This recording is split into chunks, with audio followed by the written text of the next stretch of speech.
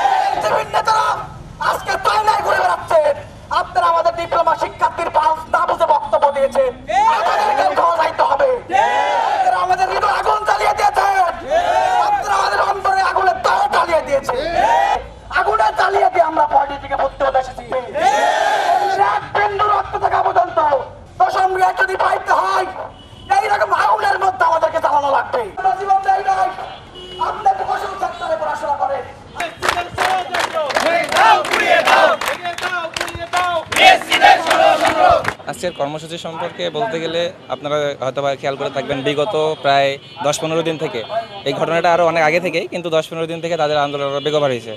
বাংলাদেশে যতগুলো প্রকৌশল বিশ্ববিদ্যালয় আছে প্রথমত রুয়েটের সঙ্গে সম্পৃক্ত ছিল, এরপর ধীরে ধীরে তারা বুয়েট, কুয়েট, চুয়েট এবং যে প্রযুক্তি বিশ্ববিদ্যালয়গুলো আছে এগুলোকেও তারা সংযুক্ত করছে। তাদের মূলত লক্ষ্য হচ্ছে তারা 10ম গ্রেডটা দখল করবে। আমরা একটা বিষয় ক্লিয়ার করতে চাই, যারা ডিপ্লোমা পাস করে এরা শুধুমাত্র তারা বিষয়টা এমনভাবে উপস্থাপন করছে যে বাংলাদেশের সকল 10ম গ্রেড আমরা দখল করে আছি, কিন্তু বিষয়টা এমন না।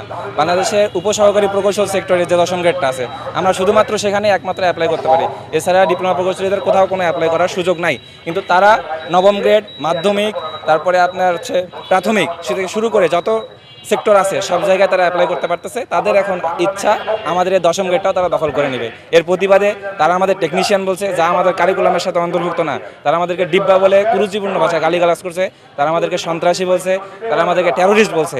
এই সব আমরা সহ্য করতে না পেরে আমাদের প্রতিবাদ আমরা শুরু করেছি যে তারা আমাদের টেরোরিস্ট বলে আখ্যায়িত করছে। তাদেরকে হুঁশিয়ারি দিয়ে আমরা বলতে চাই, শুধু যে তারাই এরকম করতেছে এমনটা না।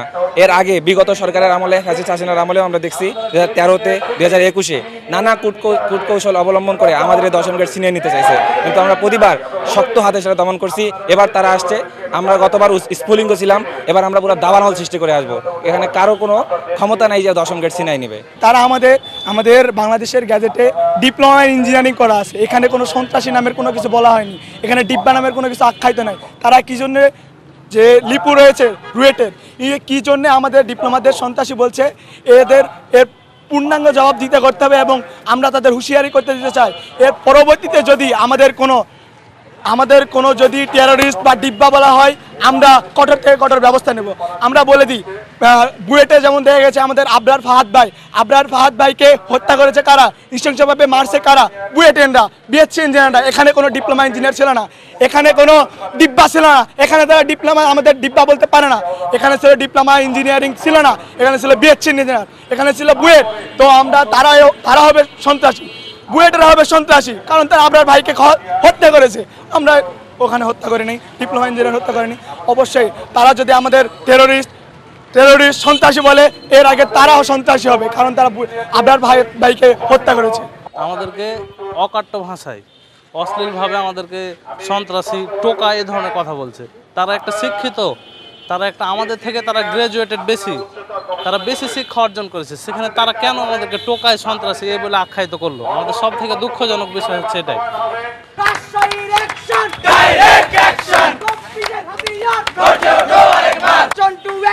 Direct action! Direct action!